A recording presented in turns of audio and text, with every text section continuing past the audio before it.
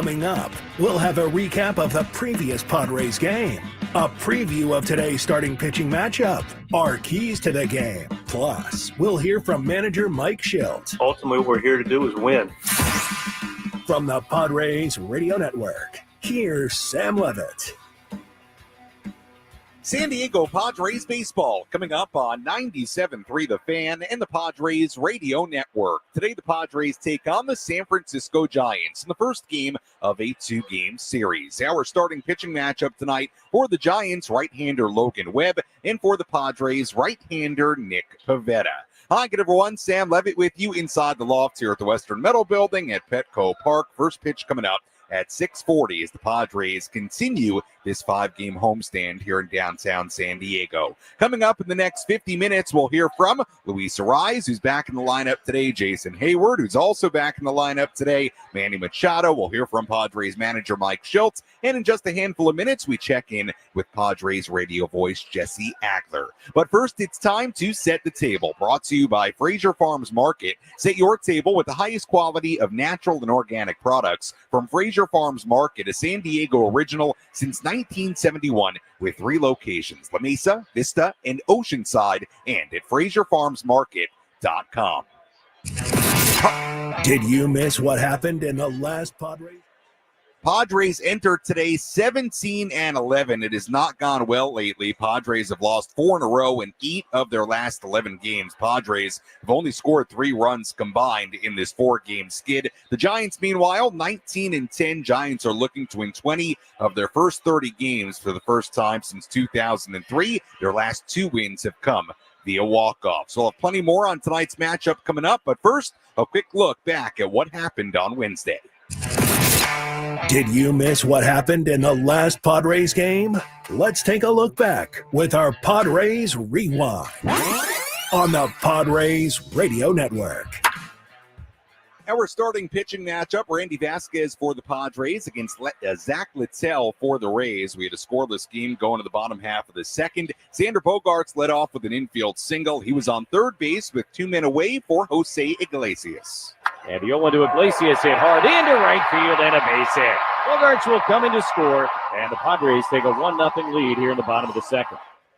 But the lead was short-lived. It was the Rays' Taylor Walls against Vasquez in the third. It's this one in the air to deep right field. Fernando kind of twisting and turning, going back. He's at the wall, looking up. It's going to go. So Taylor Walls with his first extra base hit of the year. A home run with 1 out in the top of the third inning, and that ties this thing up 1-1. Rays weren't done. Vasquez issued a 2-out walk to the speedy Chandler Simpson. He stole second. Brandon Lau at the plate. 2-1. Vasquez deals, and Lau hits it hard off the side of the mound into center field. A base hit. Simpson racing around third. He'll come in to score without a play, and that stolen base looms large. An RBI single for Brandon Lau, and the Rays hop on top. It's 2-1. But the Padres responded in the bottom half of the inning. Fernando Tatis Jr. and Gavin Sheets hit back-to-back singles, put runners on first and third with 1 out. Manny Machado hit a sac fly to right. That scored Tatis. We were tied at 2. We still were tied at 2 going to the 5th inning. Vasquez got the first 2 outs, but then Chandler Simpson singled. Brandon Lau singled. That sent Simpson to third base. With Yandy Diaz at the plate, this happened. Randy is ready. The pitch coming, and outside. Gets away from Maldonado. Simpson will race home and score. Lau goes up to second base behind the play. And on a ball that Maldonado could not handle, the Rays go back in front 3-2. In the 7th inning, Fernando Tatis Jr. made an outstanding play to keep it a 1-run game. Jeremiah ready. The pitch is swung on line sharply into right field. Fernando in and towards the line. On the run, he makes the catch. Tagging at third base, Caballero. The throw to the plate, the tag. He is out at home. What a play by Fernando. Came charging in to catch the line drive and then threw home to get Caballero and end the inning.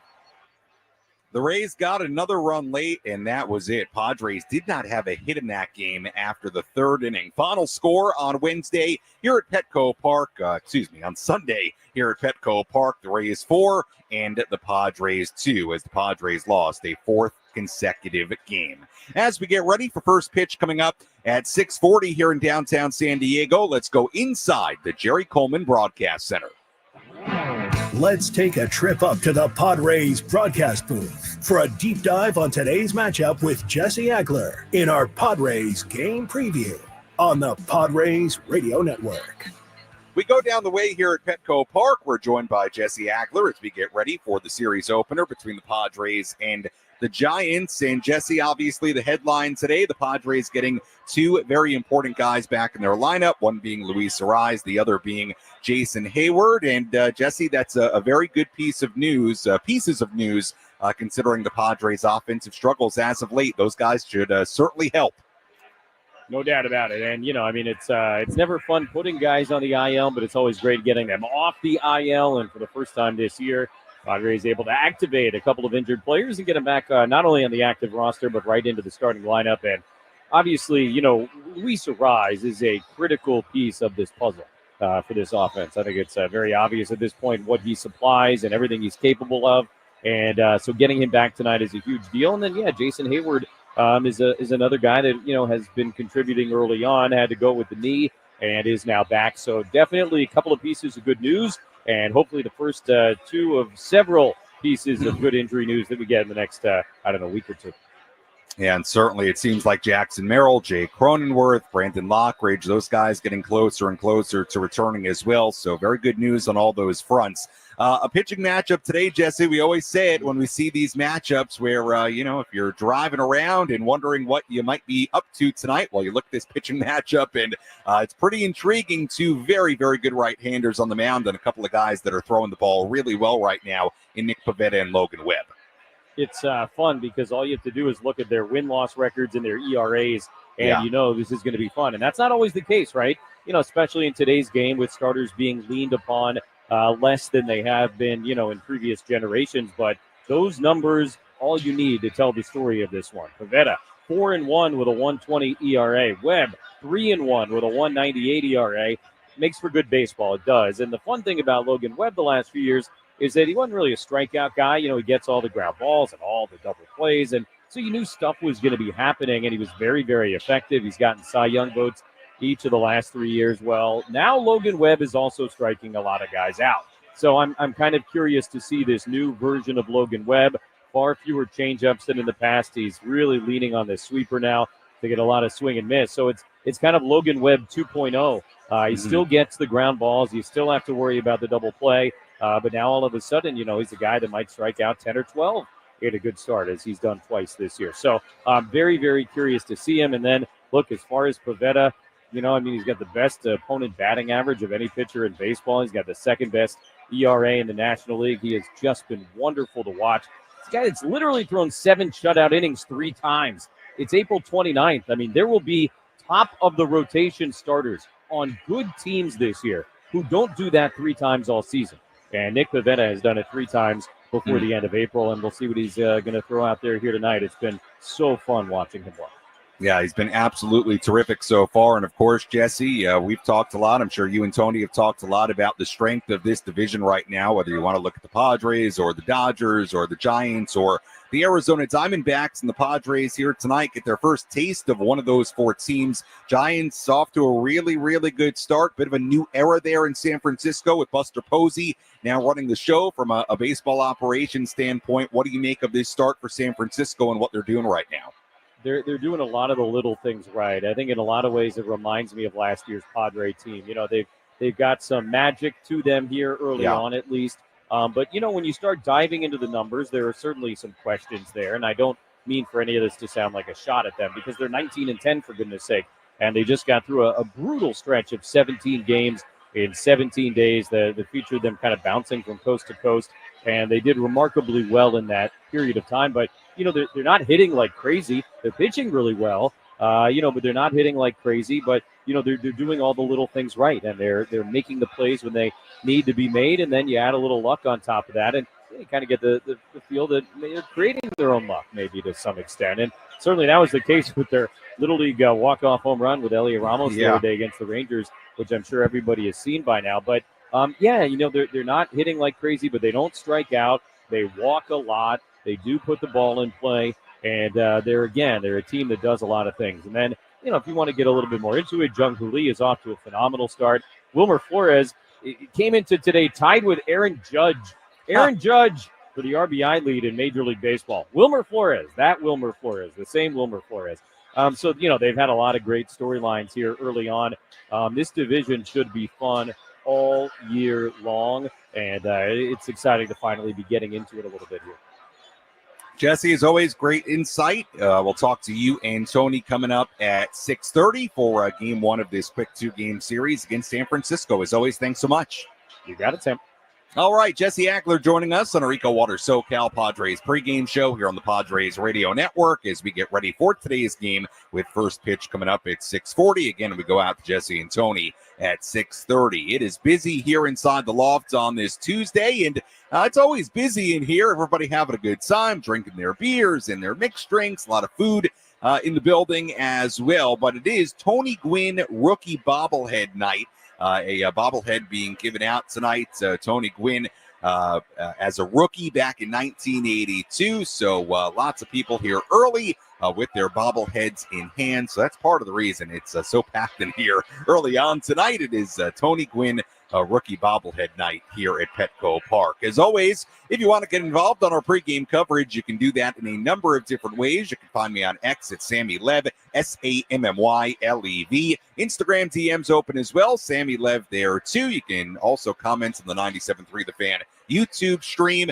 Let me know, what is your key to today's game? May just read your key to the game coming up a little bit later on. When we come back, we hear from Padres manager Mike Shildt. We told you that Jason Heyward is back, that Luis Arraez is back, but it did mean the Padres had to make a couple of corresponding moves to clear some room on the roster. We'll talk more about that. Hear from Mike Shildt when we return on the Padres Radio Network.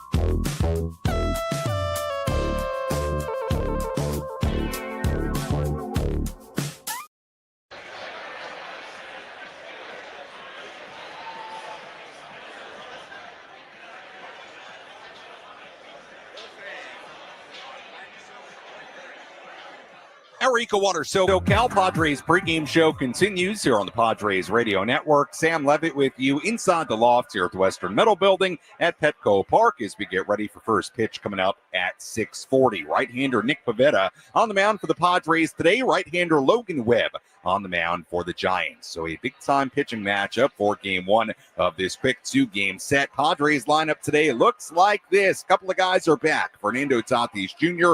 in right field leading off. Then Luis Arraez playing first base, batting second. Manny Machado at third base, batting third. Gavin Sheets, the DH, batting cleanup. Xander Bogaerts at shortstop, batting fifth. Jose Iglesias at second base, batting sixth. Tyler Wade in center, batting seventh. Jason Heyward is back. He's in left field batting 8th, and Elias Diaz doing the catching and batting 9th. As far as the moves before today's game, Padres, as you know, reinstating infielder Luis Arraez from the 7-day IL and outfielder Jason Heyward from the 10-day IL. The corresponding moves to make room on the 26-man roster, Padres designating Yuli Gurriel for assignment, and they also placed infielder Mason McCoy on the 10-day IL with a left finger sprain that was retroactive to April 28th. So those were the corresponding moves for Arraez and Hayward coming back. Yuli Gurriel no longer with the team. He was DFA'd, and Mason McCoy to the IL. With all that in mind, let's hear from Padres manager Mike Shildt. Let's pull up a seat in the manager's office and hear from Padres manager Mike Shildt. Served up by Sin Lee Food, where fresh meets flavor. Find farm fresh produce, bold Asian spices, and gourmet ingredients at 4665 El Cajon Boulevard. Sin Lee Food, the cook's Asian resource. We'll start off with it being Tony Gwynn bobblehead day. How do we still see his influence around this club? Man, I'm glad you brought that up. I mean, clearly an icon here on and off the field. The blueprint of what it means to be a consummate professional. The rightful face of this organization, and we're going to have more faces that are going to come into, become the Mount Rushmore of the Padres, but, he's our George Washington. Luis Arraez back in the lineup today. What is the significance and hopefully the lift that he'll provide to his team right now?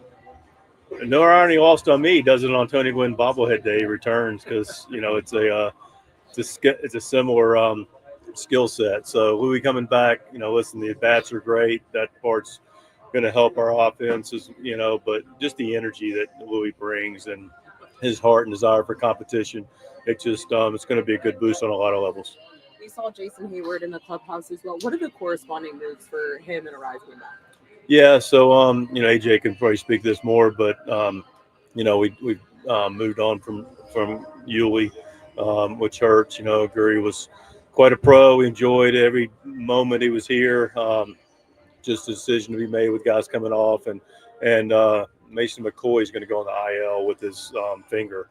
Don't think it's overly serious, but makes some sense for him to get some rest and heal it. How do you feel about the way the team has kind of navigated this tough stretch between the injuries and a bit of a streak? I couldn't be more pleased. I'm a pretty even-keeled guy, and I look at the bigger picture and I look at the controllables, and I think that's a little bit to your question, the controllables, and I've been really pleased about how our club's been able to deal with some adversity. And, listen, it's what this game's ultimately about, what you do when you're at your least comfortable. And I've really been pleased. The preparation's been great. The communication's been good. The work's been good. The guys have been competing. They've been looking to play the game in the right way. We pitched well. We haven't got the proverbial big hit. So, a couple balls fall and a couple plays go here and there, which they did not. We wouldn't even, we'd be like, oh, it's wonderful, So, long answer to your question, I feel really good about where we're at, where we're going. It's never about one guy on your team is winning or losing, but what do you make about Xander Bogaerts' struggles and just the sort of season that he's had to this point? I don't know that. I mean, like you said, it's unfair to point a finger at anybody, and clearly, especially him, he's on probably a pace for 40-something doubles. I think if you looked up and you took 40-something doubles out of any of our players, including Buggy, you'd probably feel pretty good about it. He's a guy that's helped us win games, and you have a stretch of 3 or 4 games that you hit the ball right back at the pitcher, hit off his glove and right to a guy. Could have been a game time RBI. Had a big ball down the line the other day. I'm really unsure to answer the question because I don't really look at Bogey as anything but a benefit to the club, and sometimes the game is hard for a couple games, so I don't really know what to say beyond that. Just in the catching situation, I mean, you have one of the better pitching staffs in baseball. I'm sure the catchers are a big reason for it. Do you need any offense from these guys, or it's just like, what they do defensively the pitchers is more than enough? I come from a school where, the catching position's critical to your staff. It's the most important position on the field that's going to also affect their teammates and 13 other players, their pitching staff. Diaz and Maldi have both done a tremendous job with our staff, starters, relievers, the whole shooting match. As far as the offensive things, Diaz hit a 2-run homer to help us win a game over in Detroit. Maldi's got some big hits. Diaz has got some big hits. And I think they have contributed offensively. But I'm not saying it's gravy because I think those both guys are capable and have done things to help us offensively. But ultimately, what they're doing behind the plate, I don't know how many, if you've studied it, which I have, there's always outliers, but you don't see too many pitching staffs with mediocre catching. You see pitching staffs with really, really high IQ, defensive skilled catchers that help shepherd and bring 13 guys up to their fullest potential, and we have 2 guys that are doing that. It's a big part of our club. That was Padres manager Mike Shildt earlier today inside the Padres dugout. We'll hear more from Mike on our postgame coverage coming up later on this evening. Let's quickly pause for station ID on the Padres radio network. KWFN and KWFN HD1 San Diego. This is Mike Shildt, manager of the San Diego Padres. The Padres play here on 97.3 The Fan. And Odyssey Sports Station. Sam Levitt with you inside the loft here at the Western Metal Building at Petco Park. First pitch coming up at 6:40 for Game 1 of this quick 2-game series between the Padres and the San Francisco Giants. Nick Pivetta on the mound for the Padres here today, and right-hander Logan Webb on the mound for the Giants. Very, very good starting pitching matchup as the Padres try to snap a 4-game skid. Let's tell you who's hot, who's not. Which player is locked in at the dish? Who needs to kick things up another notch? This is Who's Hot, Who's Not on the Padres Radio Network. We begin with a look at the hot category. Fernando Tatis Jr. still in there for the Padres. He's batting .326 with 5 extra base hits, 8 runs scored in his last 11 games, despite the Padres going just 3-8 in that span. But Fernando continues to play well, continues to get on base. For the Giants in the hot category, Jung-Hoo Lee in the hot category entering this series, 7 for 19 his last 5 games. Elliot Ramos, 4 hits in his last 2 games, and both those guys in the lineup for the Giants here today. Not category, you got to bear with me here. A lot of Padres to talk about, unfortunately. Manny Machado, just 5 for 32 in his last 9 games. That's a .156 batting average. Manny also has just 2 home runs now in 103 at-bats on the year. Xander Bogaerts, just 3 for 20 in his last 6 games. Bogaerts has only 5 RBIs this season. He doesn't have one since April 8th. Bogey also doesn't have a home run in 28 games this season. It would be nice for that to change. The catchers have not produced offensively. Elias Diaz and Martin Maldonado are a combined 3 for 35 in the last 11 games. That's an .086 batting average in that span. Gavin Sheets, 1 for 19 in his last 5 games. And look, I'm not trying to pile on here, but the numbers are the numbers, and the Padres offense has not produced a lot lately, and you can see why, because a lot of guys, important guys, are struggling right now. As far as the Giants in the not category, Matt Chapman, who's batting cleanup tonight, 3 for 26 in his last 8 games. And that's a look at who's hot, who's not, as we get ready for first pitch coming up at 6:40. Now let's take you around the horn. Let's examine the most important news and the latest information you need to know in the world of Major League Baseball. Sam Levitt takes you around the horn. Presented by Valley View Casino and Hotel. Get ready for Major League winning when you join Valley View Casino and Hotel's Players Club and receive over $200 in free instant offers. Visit valleyviewcasino.com to learn more today. A few headlines from Major League Baseball. Dodgers starter Tyler Glasnow was put on the IL yesterday with shoulder inflammation. Dodgers have a lot of pitchers on the IL right now. Blake Snell also on the injured list with a shoulder injury. Speaking of injury news, Mets continue to play well. They're off to a great start. Best record in baseball entering today, and they're up big against Arizona right now. Full look at the out-of-town scoreboard coming up later, but their most prominent offseason bullpen signing could be facing season-ending surgery. A.J. Minter and Mets officials are in the process of reviewing multiple medical opinions on the reliever's left lat muscle, which he injured in a game last Saturday in Washington. And again, a look at the out-of-town scoreboard coming up. But one note on one game going on earlier tonight, the New York Yankees became the first team in Major League history to open a game with 3 consecutive home runs more than once in a season when Trent Grisham, Aaron Judge, and Ben Rice went deep earlier today against the Orioles' Kyle Gibson in the first inning of that game today.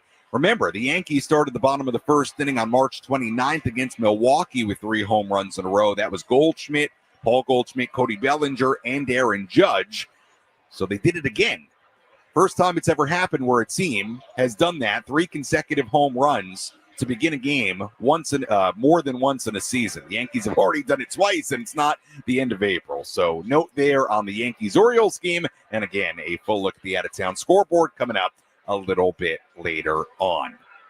When we come back, we hear from Luis Arraez, we hear from Manny Machado, we hear from Jason Heyward. Lot to do on our pregame coverage as we walk you up towards first pitch coming up at 6:40 here at Petco Park, right here on the Padres Radio Network.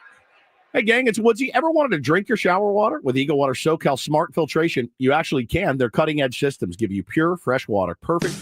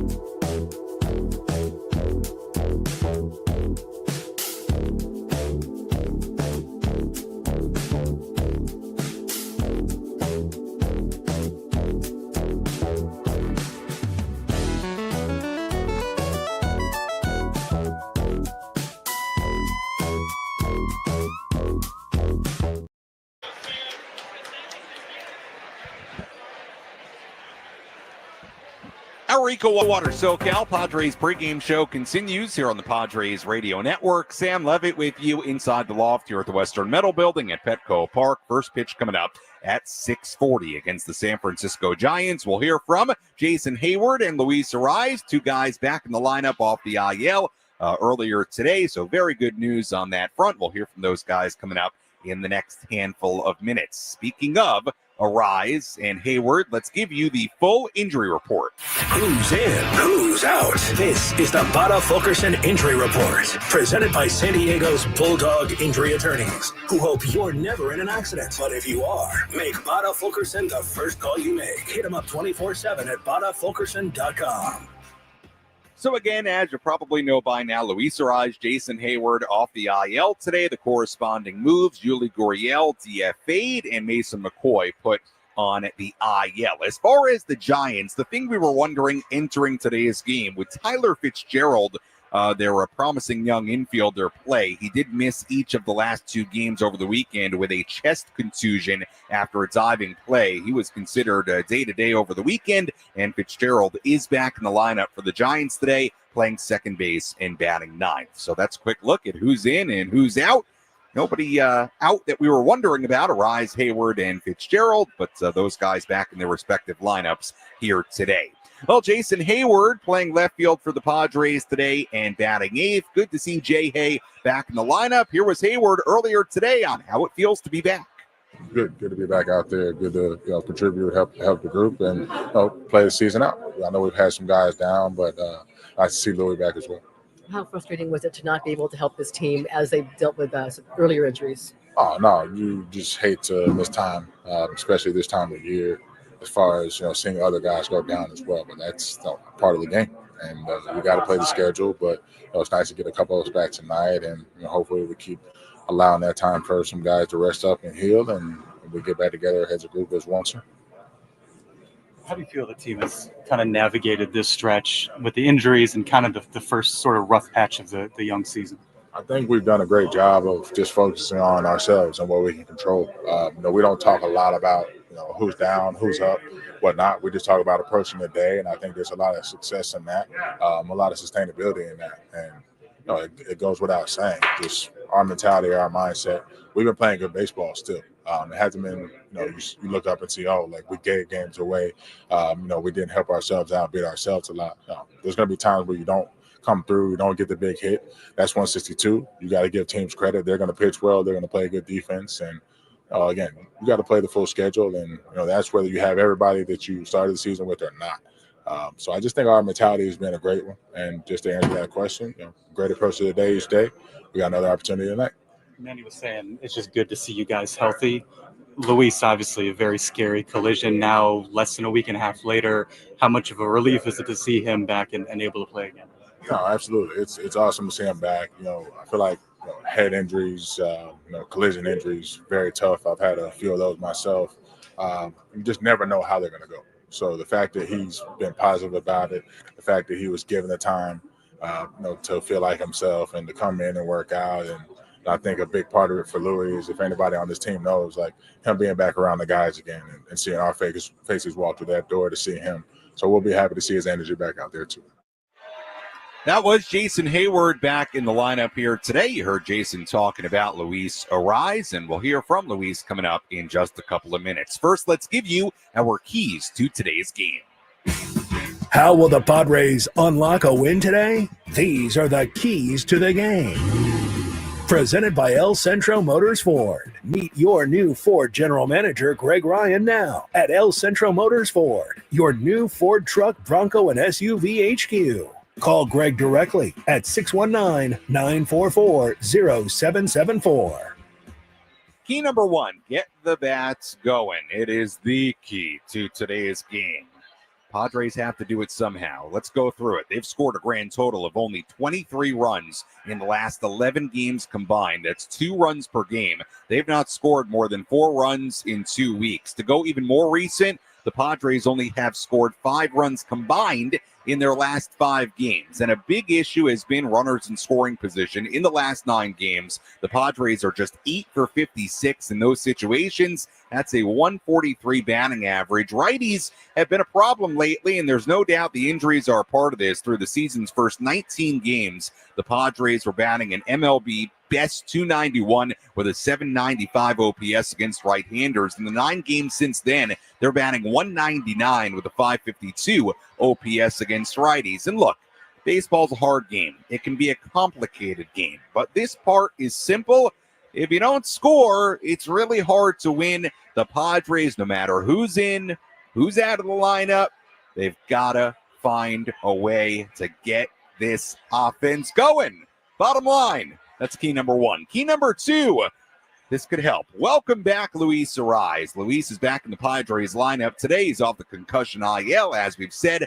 Getting him back is huge. But today, he's also facing a pitcher in Logan Webb that he has very good numbers against. Arraez is 7 for 11 against Webb in his career. That's actually his highest batting average against any pitcher that Arraez has a minimum of 10 plate appearances against. So Luis doing some good things against Logan Webb. That's key number 2. Really folds into key number 1 with the offense as a whole. And key number 3, beat the Giants bullpen. This is a matchup of the two top bullpens in the major league so far this season by ERA. The Padres bullpen leads the majors with a 1.63 ERA. And just how good has the Padres pen been? Well, the Giants rank second with a 2.30 ERA. The Padres way ahead of them, but those are the top two bullpens. The Giants pen has thrown 14-plus consecutive scoreless innings in their last 4 games. Tyler Rogers has been excellent. He's given up just 1 run in his last 14-plus innings. Randy Rodriguez hasn't allowed a run in his last 11 2/3 innings. Padres have a ton of guys throwing the ball extremely well. Robert Suarez has allowed just 1 run in 12 innings this season. He's gone 10 for 10 in save opportunities. As an example, you know the other names, Estrada and Adam and Morejon. For the most part, everybody's been really, really good. But if the Padres are going to win tonight and tomorrow, their bullpen's going to have to be good and probably have to be even better than what's been a really good Giants bullpen so far. So beat their bullpen. That's key number 3, and that's a look at our keys to tonight's game. Well, as we've said a number of times, good to see the smiling Luis Arraez back in the Padres clubhouse today and back in the Padres lineup. As the media gathered around Luis, around his locker earlier today, Luis started with a simple message to the media. Hello, everybody. I'm back. Welcome back. Luis, how's it feel to be back in the lineup today? You see my face already. Excited to be here and to play baseball, man. That's what I love. How has the progression been for you the last week or so since the collision to now? Great. The trainer did a really good job for me, and they helped me a lot. So that's why I'm back to play baseball, you know. So I'm here to support the Padres, to support my teammates, and then go there and give my 100%. From a hitting standpoint, how do you feel after kind of at least a week off from seeing live pitching? I feel good. I just do my routine, my team, a couple BP, and then today my 3rd BP in the field, and then I feel good. I feel great, so I don't forget. What do you remember from the collision now, like a week and a half later? I mean, I remember everything because I watched the videos, but as soon as I get in pad, I forgot everything. I was out, and then thanks God, man. Thanks God, I feel great right now. How difficult was it to not be part of this team and watch them struggle in your absence? A lot. So that what I say. We have a lot of opportunity. I have another opportunity to be here, and especially to be in the lineup tonight. And we just need to forget the past. We are now in the present, and we just need to continue to play baseball. You're back. Jason's back. I think Jackson, Merrill, Jake are close. What's the feeling knowing that you guys are going to have hopefully your full team back soon? Yeah, we just need to stay healthy. If everybody's healthy, everybody know we got a really good team. So we just need to continue to work hard and then come back strong. What was the toughest thing physically you had to deal with after that collision? Especially my head, a lot of headache. I forgot a couple things, but now I remember. I don't want to talk with anybody. I don't want to see people around me. But now, thanks God, I want to see people, you know. And especially today is a big day for me because I'm back, and then I feel really good. Out.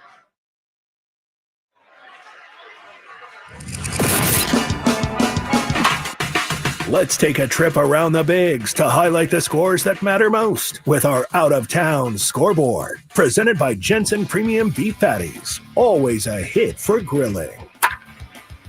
We take a look at scores from around the major leagues. We have a number of games going on right now. Yankees beating up on the Orioles 14-2. They're in the 9th inning in Baltimore. Orioles are going to fall to 11-18 on the year. My goodness, bad start for the O's. Cubs beating the Pirates 8-0 in Pittsburgh in the 8th inning. The Phillies lead the Nationals 5-2 in the 9th inning in Philadelphia. Royals 2, Rays 1 in Tampa Bay in the 9th inning. Red Sox 8, Blue Jays 2 in Toronto in the 8th inning. Mets ahead of the D-backs 8-1 in the 8th inning in New York. Brewers and the White Sox in Chicago. Brewers 5, White Sox 2 in the 6th. The Rangers lead the A's 3-0 in Arlington in the 4th inning. Tigers 1, Astros 0 in Houston in the 5th. Braves 2, Rockies 1 in Colorado in the 4th inning. We have one game yet to begin, or just beginning right now. Twins and the Guardians delayed due to rain in Cleveland. They're in the 1st inning there. Cardinals and the Reds postponed.